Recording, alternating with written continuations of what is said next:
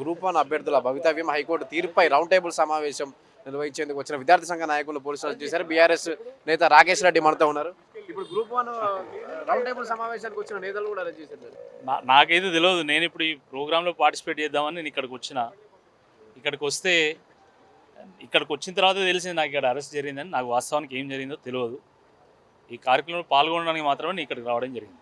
Round table ఆందోళనగా ధర్నాగా round table సమావేశానికి వచ్చిన వారిని కూడా తీసుకెళ్ళి దేశంలో ప్రజాస్వామ్యం ఉంది. ఎందుకు అరెస్ట్ చేస్తారు? నేను ఈ ప్రోగ్రాంలో పార్టిసిపేట్ చేయడానికి వచ్చిన. నేనేం నిరసన తెలపడానికి రాలేదు, వేరే కాదు. ప్రోగ్రాం ఇది ప్రజాస్వామ్య దేశం. దేశంలో మాట్లాడే స్వేచ్ఛ ఉంది. రైట్ టు ఫ్రీడమ్ అనేది కాన్స్టిట్యూషనల్ రైట్. కాబట్టి అన్నెసరీ నేను వెళ్ళిపోతా బ్యాక్. ఎందుకు మీరు అట్లా చేస్తున్నారు? నేను బ్యాక్ వెళ్ళిపోతా. నాకు వేరే ప్రోగ్రామ్ ఉంది. I came just to participate in the program. అన్నెసరీగా మీరు ఎందుకు అట్లా చేస్తారు? దేశంలో రైట్ టు ఫ్రీడమ్ ఉంది. కానీ ఒక స్టూడెంట్ యూనియన్స్ అన్నీ కలిపి ఒక కార్యక్రమం పెట్టి ప్రజల యొక్క గొంతును వినిపించేటువంటి ప్రయత్నం చేస్తే వాళ్ళని ఈ రకంగా అణచివేయాలని చూడడం ఇది చాలా దుర్మార్గం, చాలా దురదృష్టకరం. ఇక్కడ మేము మాట్లాడింది కూడా ఏం లేదు.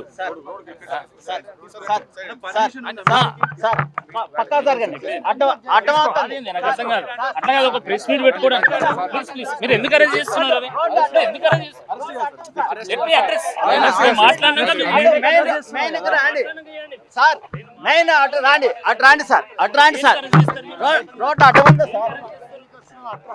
ప్రోగ్రామ్ పార్టిసిపేట్ చేయడానికి వస్తే ప్రోగ్రామ్ నిర్వహించుకునే స్వేచ్ఛలే అన్ని దేశంలో.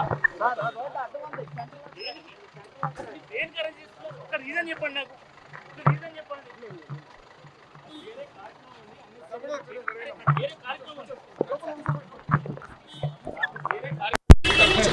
దేనికని చేస్తున్నారు? వేరే కార్యక్రమం ఉంది.